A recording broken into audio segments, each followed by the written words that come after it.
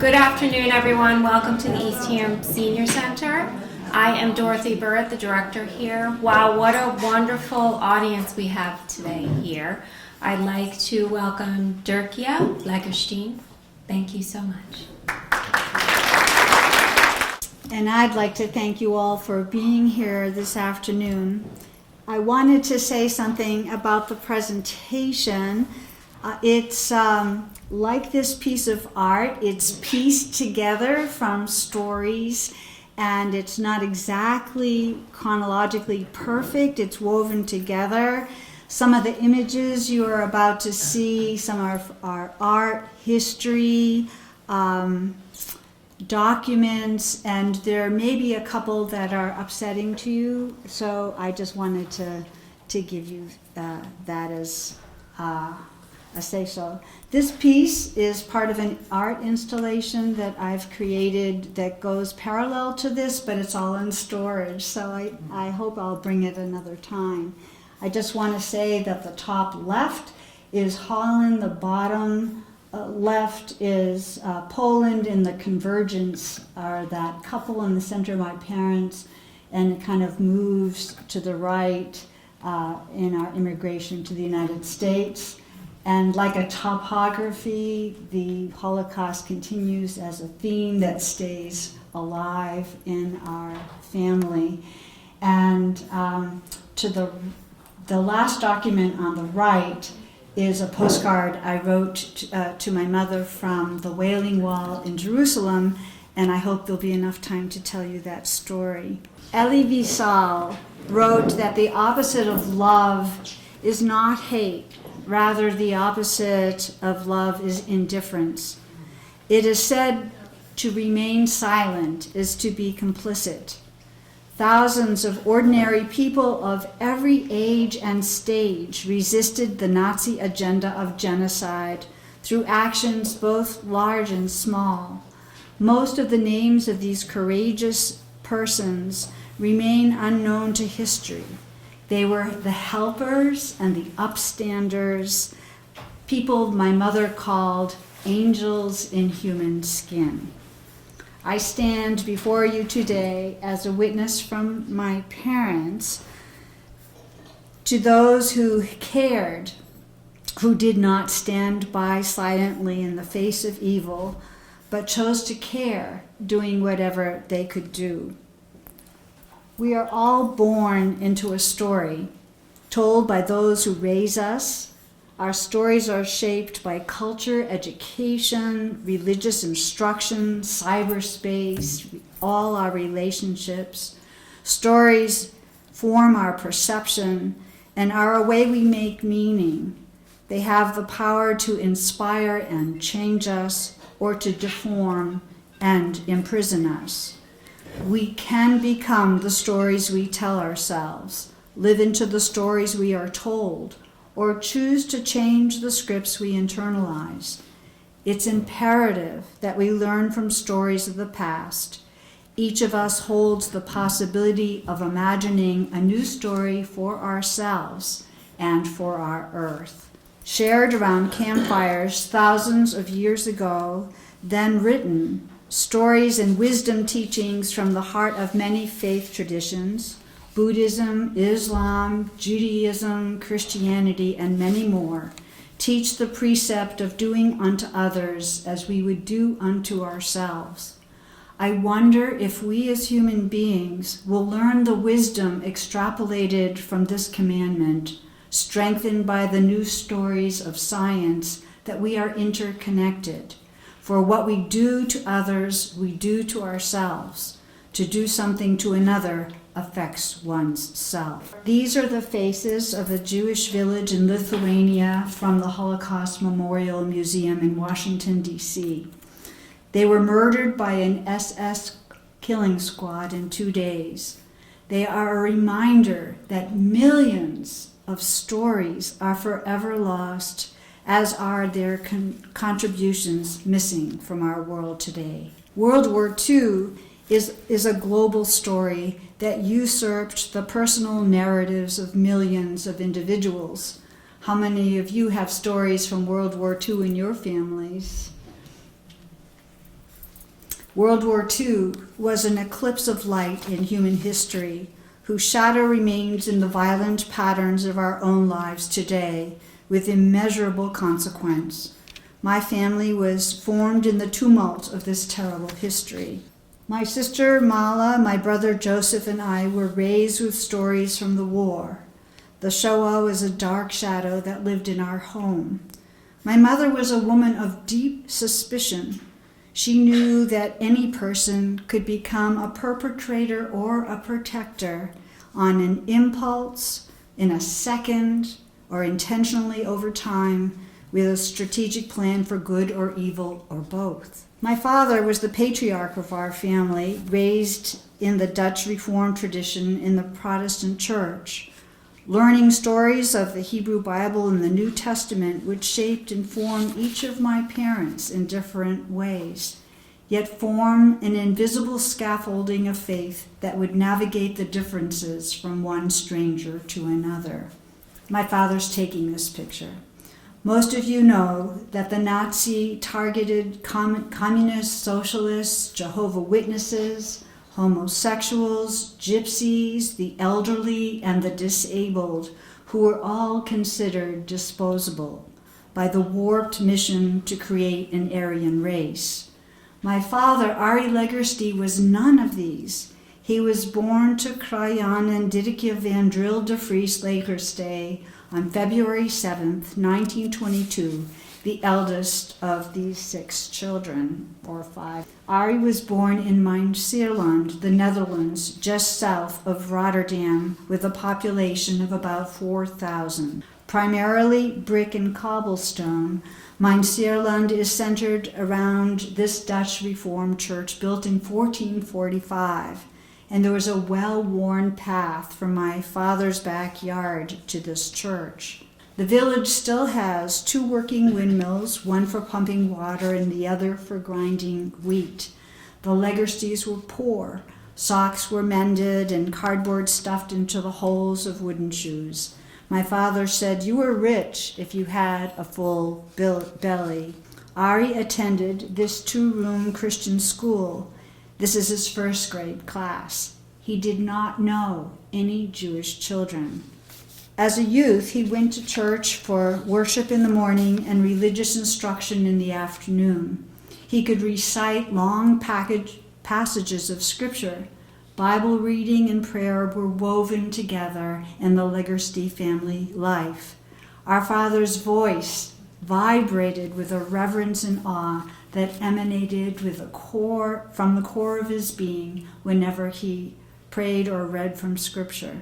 On May 10th, 1940, Hitler invaded Holland. 18-year-old Arie witnessed these German parachutes falling like hail. Holland soon capitulated. Arie just graduated from 6 years of the Ambachtsschool as a master machinist. Within months, a German official came to the school and demanded to see the roster. As top student, Arie was selected for deportation, the first person in his village to be taken. His younger brothers, Jan and Janis, went into hiding. Ordered onto a train at gunpoint, Papa was taken to Eberswald, Germany, where he converged with hundreds of forced laborers from France, Belgium, Russia, Greece, and more to operate the Seifert munitions factory. Women laborers were separated into their own barracks. Some workers were brought in from Ravensbrück concentration camp nearby. I learned that through the Holocaust Memorial Museum. Combined with over 1,500 prisoners of war, these men and women, and eventually millions more like them, were kidnapped from their countries and forced to be labor slaves for the Nazi war machine. 300,000 came from the Netherlands alone. This is a piece of art that's more emotional about Dad's experience. Hunger and deprivation were constant. Food was primarily a thin soup my father described as a pail of water, 2 cabbages, and a few potatoes divided by too many men, and bread that was sometimes laced with sawdust. If there was meat at all, it might be spoiled or loaded with maggots. Nazi discipline was dispensed with cruelty and enforced by death.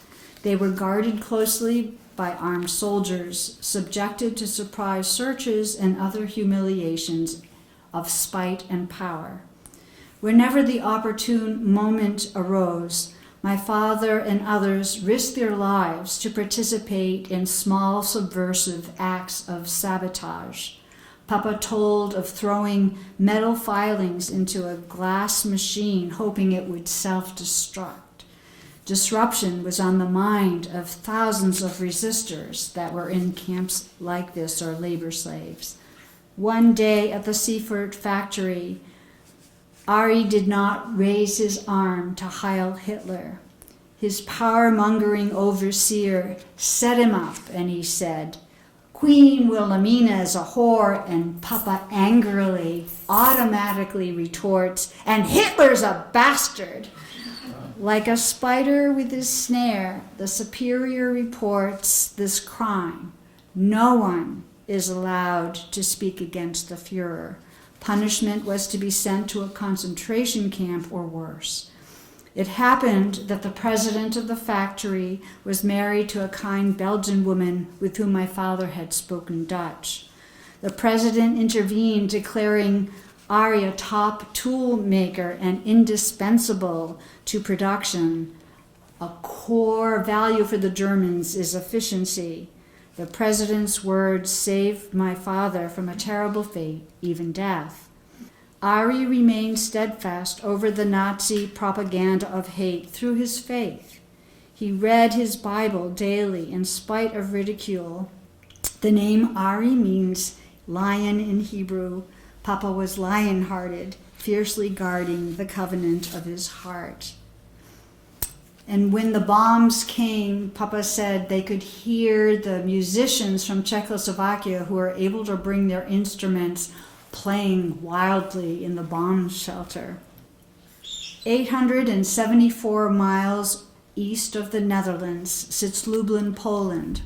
Lublin was built in the midst of rich, fertile fields and fruit orchards, and at the crossroads of trade routes. Famed for culture and tolerance, Lublin was once known as the ideological capital of Poland. In 2017, my siblings and I took a pilgrimage to my mother's birthplace. We stood at this Jewish gate and refurbished Old Town of Lublin in her memory, imagining that she walked the very streets we were walking and seeing some of what she may have seen.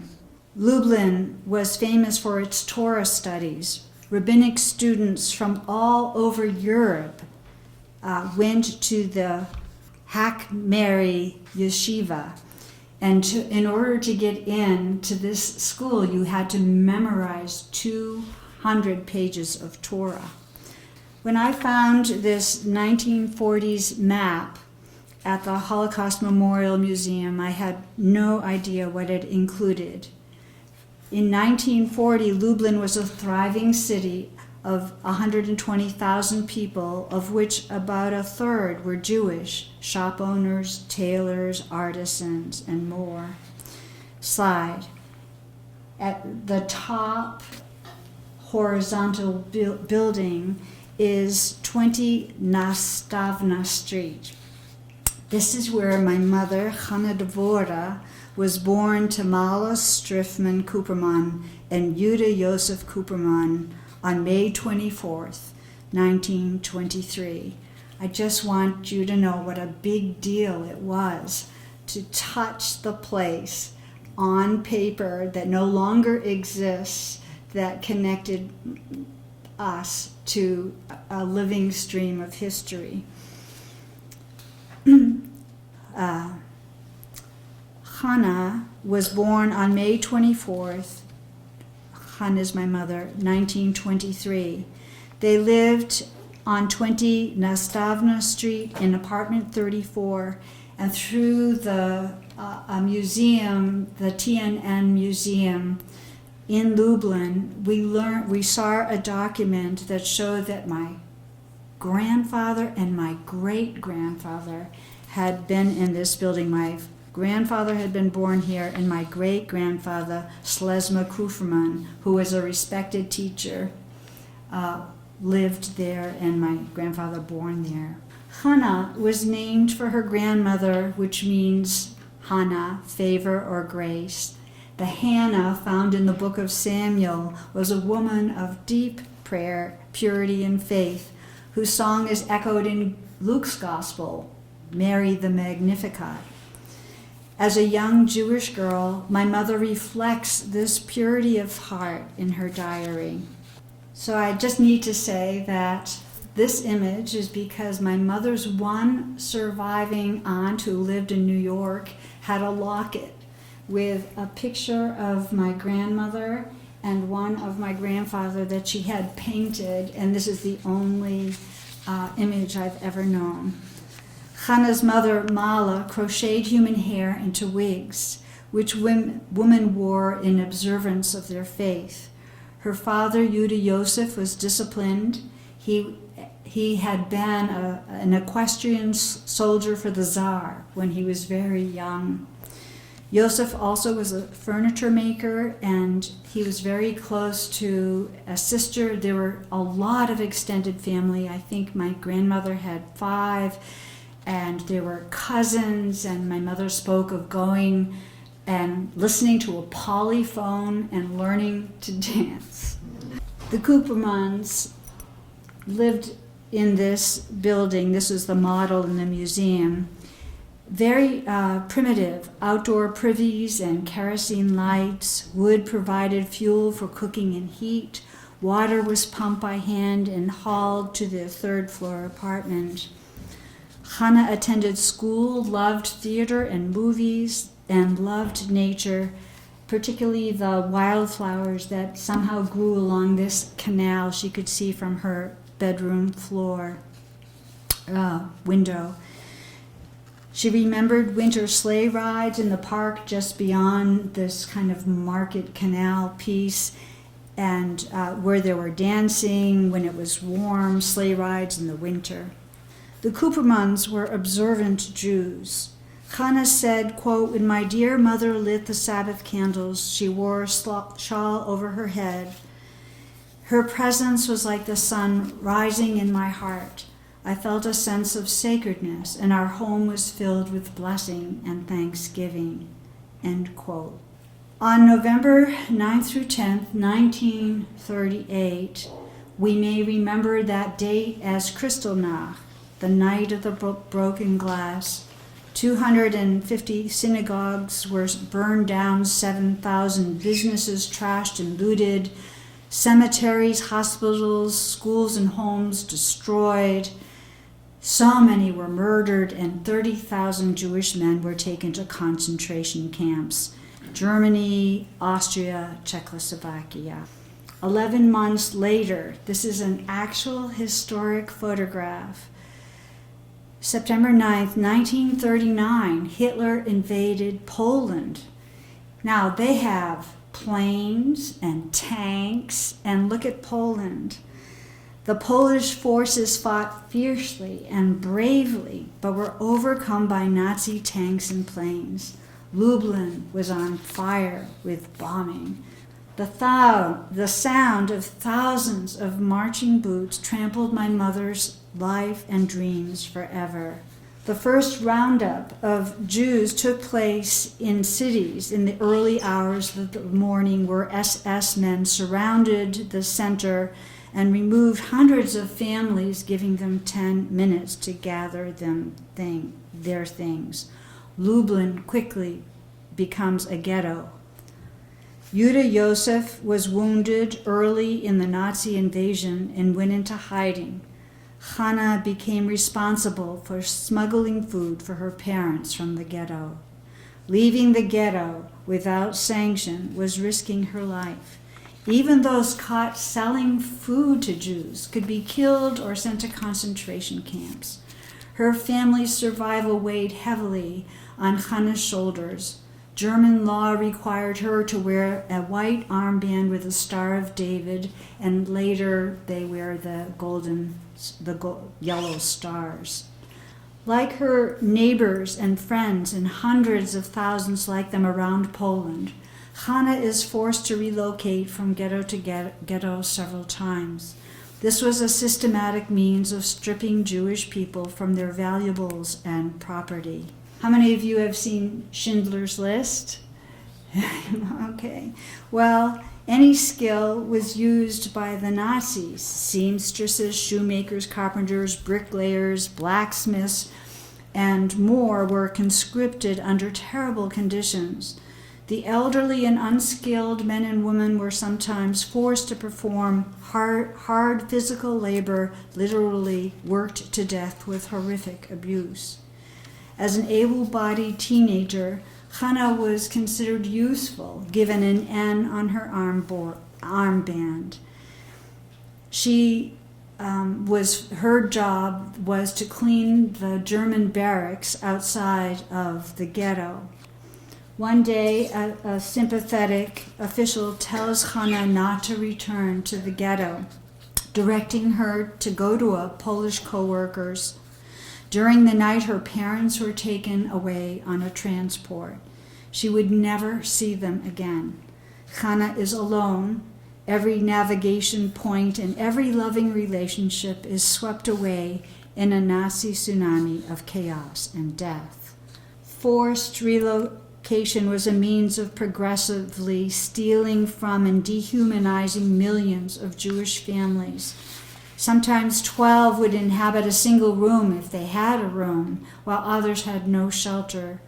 Orphaned children wandered the streets begging and starving. Without sanitation, rats, lice, and filth spawned typhus and other diseases.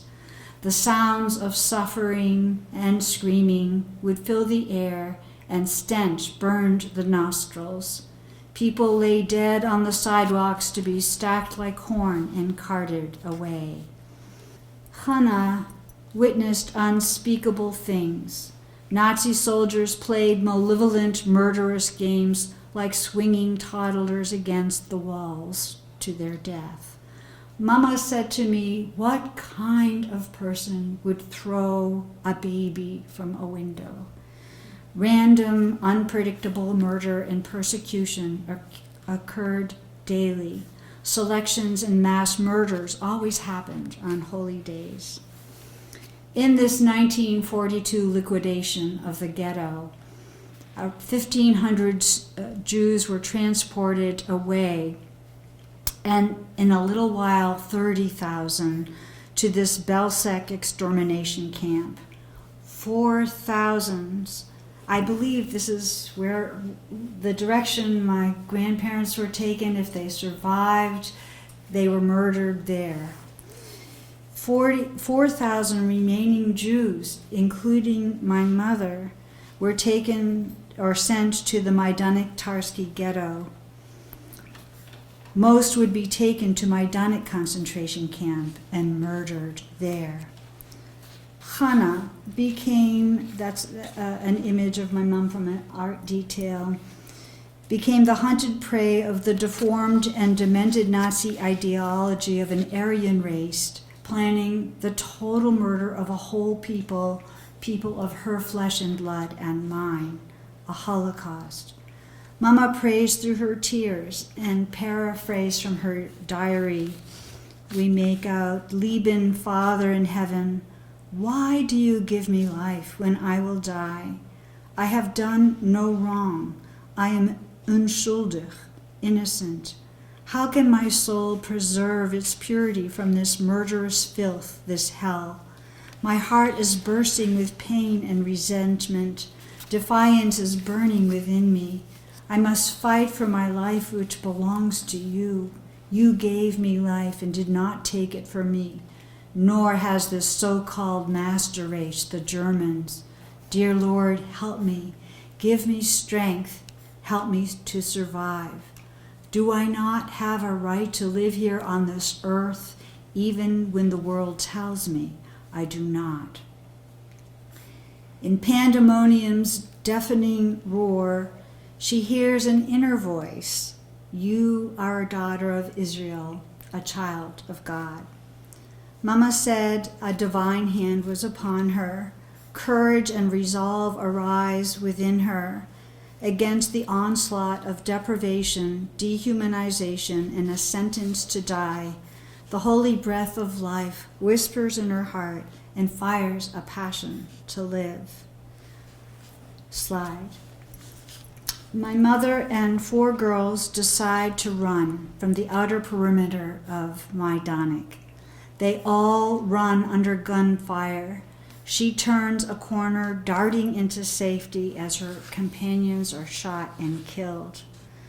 Risking death, she removes her Star of David to pass as a Polish girl and makes her way to Warsaw. I just want to clarify, this is the wall of the Warsaw ghetto, and she was on the free side. She finds work as a housekeeper for a Hauptmann Salinger. One day, alone in the kitchen, he insists physical relations were included with her job, and Chana picks up a carving knife and said she'd kill herself first and is quickly thrown out into the dangerous streets. In desperation, she seeks out Salinger's sister-in-law, who had been kind to her. They comb the help wanted column in a local newspaper to find a potential position. Dressed in her friend's clothes with a new hairdo, she's hired as a maid to a nightclub's entertainer and her mother. She shops, cooks, cleans, a handmaiden of perfection. They adore her, but repeatedly ask her papers. Having none, she lies, saying she sent for them, but the woman becomes so fearful, they tell her they can no longer keep her. Knowing betrayal was in the air she breathed, fear haunts her daily. Neighbors were known to report neighbors, friends disavowed, knowing their lifelong friends if they were Jews. Jews are scapegoated by Nazi propaganda as the blame and cause for every problem. Laws become more and more vicious, making any act of survival by a Jew a crime against the state. Anyone caught hiding a Jew caused households, even neighborhoods, entire apartment buildings to be shot. Fear is propagated and harvested in extreme measures. Chana begs a friendly woman who lived on the first floor, who reluctantly agrees to take her in, but in a short while she's blackmailed. Her friend connects Chana to another friend's sister. It's very possible that these friends of friends, sisters of sisters, are part of an informal resistance network. This courageous woman takes Chana by train to a large mansion where she becomes a servant. In the midst of fine wine, it seems the Polish underground had some wealthy patrons. German officers were entitled to servants, and her contact suggests Mama as a nanny to a German official returning to his home for the birth of a child. To qualify for travel papers, Chana needs a clean bill of health. She is sent to a doctor connected to the underground, who provides her with false passport and documents. She dyes her hair. Her name is now Sofia Szymańska. She's from the Ukraine, and there's no official stamp inside this document, so she takes ink and smudges over where the stamp is supposed to be and prays. And she said on the train to Germany, she was surrounded by SS officers. In Germany, this is Dresden, but she was in Oberschleißen, so I didn't, but this is what happened. In Germany, the bombings intensify, and the officer sends his family to safer ground in the country, leaving Sophia behind. He directs her to stand in line for employment that will take her to the kitchen of a labor camp in Eberswald, Germany, the very factory where my father had been taken as a slave laborer, the Seifert factory. Slide.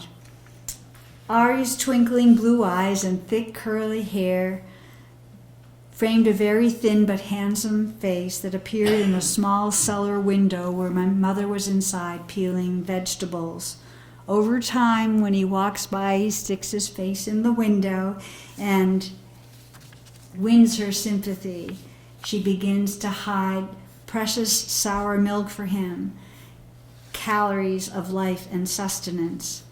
Meanwhile, in the woman's barracks, her work with food was coveted. People are always hungry.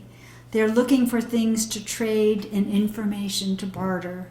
2 girls rifle through her belongings and find a Star of David. Why did she keep it? I keep asking. And report her to the Nazi commandant. Prior to this, a French woman had been found out to be a Jew and shot. Sophia was certain she would be killed as well. In Mama's words, before they called me, I went to the bathroom. I was praying and crying. I dried my tears, fixed my hair, and said, if the dear Lord wants you to live, you'll live. Go in, have courage. I said goodbye to Arie, believing it was the end.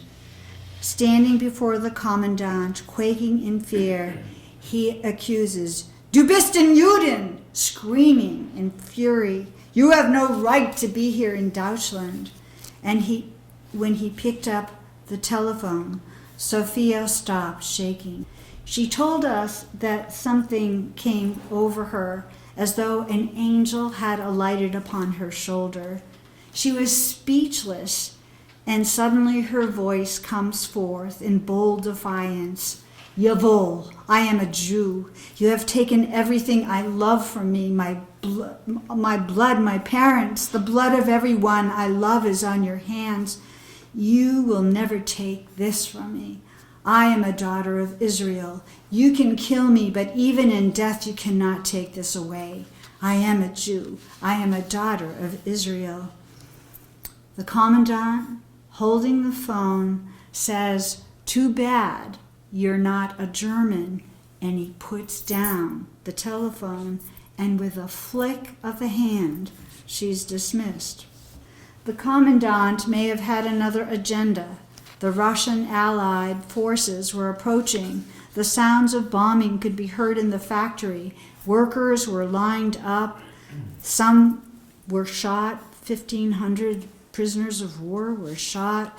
And I don't know how many are on this forced march. At a bend in the road just beyond the vision of the guards, my mother and father and 2 other people roll into a ditch, and they hide in the tall grass until the columns pass by. They then run to the woods, sleeping in barns under trees, foraging for food, and they walk for 20 days before they encounter Russian forces. The Russians said to eat, you must work. My father sewed Russian military caps, while my mother, when she convinces them he's not a Nazi, my father repairs sewing machines. They must be married in order to stay together, and so they do get married, and it takes months as displaced persons before they're able to make their way back to Holland. Bridges are bombed, trains are down. They make their way to the American sector. The Americans and Russians, they divide Poland, and there's a third party. I think it's the English. And American sector, Dad said they had a better chance of getting rides and so forth. Word spreads quickly in Mainzierland that Arie Legerstee had returned with a wife. My sister and I are born in Holland. After 11 years, my parents fulfill a dream to come to America. In 1956, our family was literally tossed about in the winds of a hurricane that swept the Atlantic during our crossing on a refurbished Liberty ship called the Southern Cross. Our destination was Dover, New Hampshire. That's First Parish Church. We are immigrants sponsored by this church as Nazi war victims. My mother continued to observe her faith at home and eventually was welcomed to Temple Israel.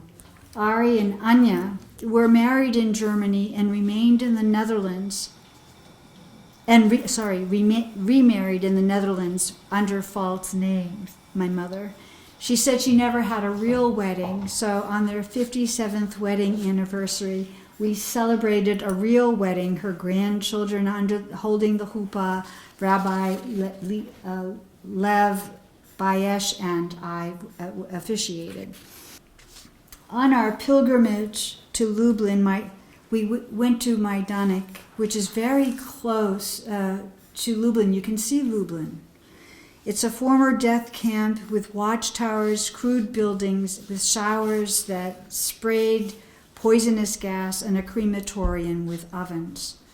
My sister, brother, and I climbed these steps to this mausoleum. My heart sank into the bottom of my belly as I viewed a massive mound of human ash and bone, larger than this room. As we stood under this dome of death, I realized what a miracle it was that we were standing as heirs to this devastating legacy, this holy dust that held my family, and we were living remainders. I cannot forget this silent witness of remains. In closing, I have one personal story. It was 1993. It was the winter. I was traveling in Israel, and we went to the Wailing Wall. The divisions were just so innumerable. Toll booth structures that checked your bags. There was a gate for the Holy of Holies that no Orthodox Jew could pass through because it would desecrate it. There were Muslim guards because the Dome of the Rock is at the top. You can see the golden dome of where Mohammed is considered to have ascended.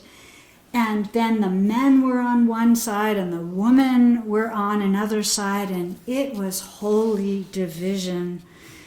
It started to rain, and I pulled my scarf over my head and walked to the woman's side, feeling like I carried generations on my shoulders. The stones were huge and cold, and there was eucalyptus plants, and every crevice was stuffed with thousands of tiny, beautiful prayers. I pulled my umbrella around me for privacy, and I was really startled when someone tapped me on the shoulder. At first, I have to say, I was kind of enraged, but then I breathed and I turned, and this very small, short, old woman with a long black garb and headdress with a white band. Maybe it was some kind of a nun. I don't know who she was. And after 16 credits of Hebrew, I recognized the word Shem, and which means name, and I gave her the names of my family. And she looked at me, she said the names, she kissed the wall and prayed in the way I could not pray in front of those 6 eternal lights. She entered my grief and fragmentation and turned me to find a blessing instead. Like Mama, I encountered an angel with human skin. So as you go out into this cold afternoon, think of the stories that you tell about your own life, and know that every little thing you do can make a huge difference to someone in their life and circumstance, word and deed. And may you be an angel in human skin for all those who are crying in our world today. Thank you.